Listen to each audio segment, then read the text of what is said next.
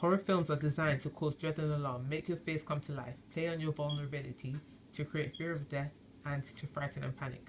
In general, across all four subgenres of horror, there are certain things you expect to see time and time again. These are known as the codes and conventions, and they are as follows. Weapons. Slasher horror films tend to go for the more brutal weapons that create a gruesome and violent attack, such as an axe, chainsaw, knife, dagger, rope and wire, kitchen cutlery, and blunt objects, for example, pipes. Horror films choose to use weapons like knives and hammers, as they allow a kill to happen silently. However, this does not explain the decision to use other weapons like chainsaws and power drills in place of more silent ones like knives. Chainsaws do make a lot of noise. These weapons in horror are chosen primarily because they achieve closeness and tactility, or in other words, a more personal and intimate kill.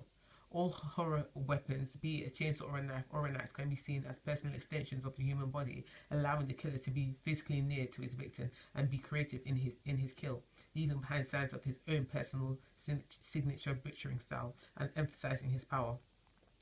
Basically, weapons such as knives and chainsaws, etc., create more gore and gruesomeness and a much more graphic kill, which make them more appealing to the horror fan who wants to witness hideous imagery.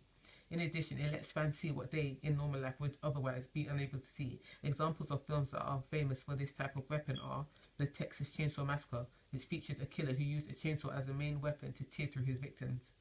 Edward Scissorhands is an example where the use of kitchen cutlery is the way he attacks the characters, where his fingers are made up of knives and other everyday kitchen appliances.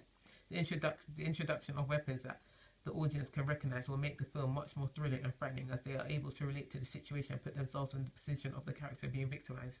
It will also make them feel unnerved within their own homes, knowing that their safety could be threatened by a killer who will have access to a number of would-be weapons lying around the house. Psycho is famous for the shower scene, where the female is attacked by a knife in the shower. Females are used a lot when it comes to the characters taking the role of the victim. Females wearing red establish themselves as protagonists, as their clothing stands out. The colour is frequently worn by females in horror, as it connotes danger and blood. This makes the audience aware that they will meet a terrible end. Theorists Mick Martin and Marsha Porter say the woman that we see through the eye camera is scheduled for death. The subjective camera is used, which makes it look like the viewer is the killer. The camera is therefore on the female victim at this time. For example, in Alfred Hitchcock's 1960 slasher horror Psycho, this is used when the killer is looking through a hole in the wall at his victim. Women have long, brutal, drawn-out death, which is seen to be attractive to men. We often see several pretty women being killed, and the number has increased over the years. Point-of-view shots are used so that we can see the female characters through the killer's eyes as potential prey. This makes them seem weak, powerless, and vulnerable.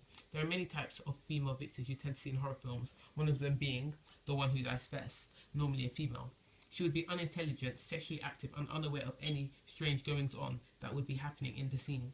This character is sometimes known as the sacrificial lamb, there to make it clear to the audience what will happen to girls who are behaving badly.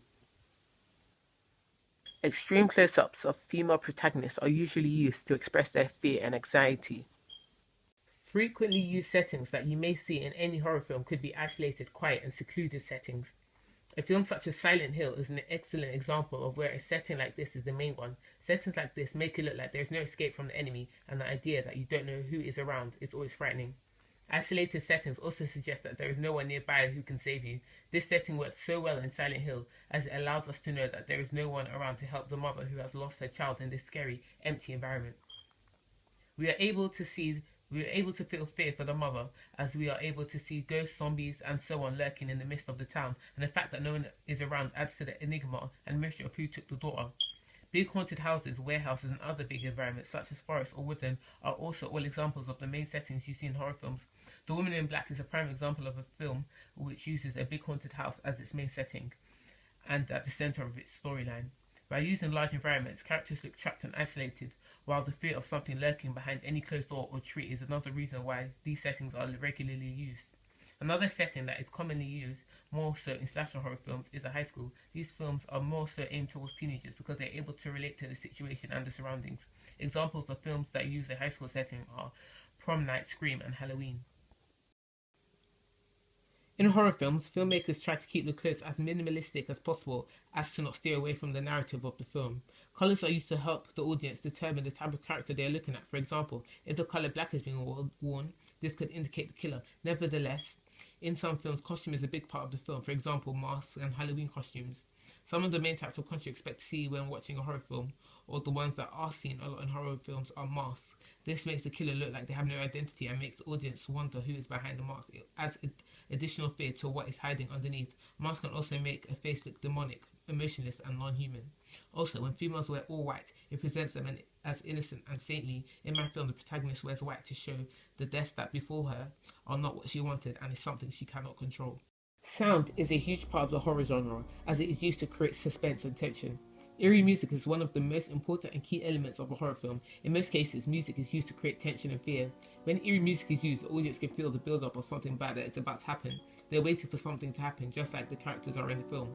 The music will often change and will become more sinister and scary as we get closer to something bad happening. Also, this type of music can be used to build up false expectation, creating more of a shock when something actually happens. This is why in my film we have chosen to go with the sound of an eerie, haunted piano. Lightning, rain, wind, or other types of weather, sounds like these can create realism. It is important to create realism when something seems real in a horror film. It adds fear as the audience can relate to it. The killer or the antagonist are usually male or a child of any gender who comes from a traumatized background with a hidden identity. For example, by wearing masks, lurking in shadows of a wood, hiding behind doors, etc. They are the outsiders of their families and at school with no friends, etc. A lot of the time, the audience as well as the characters on screen do not get to see the face of the killer until the end, when he is dispatched and revealed to the audience and to the characters on screen. They may seem to be invincible and can escape death time and time again.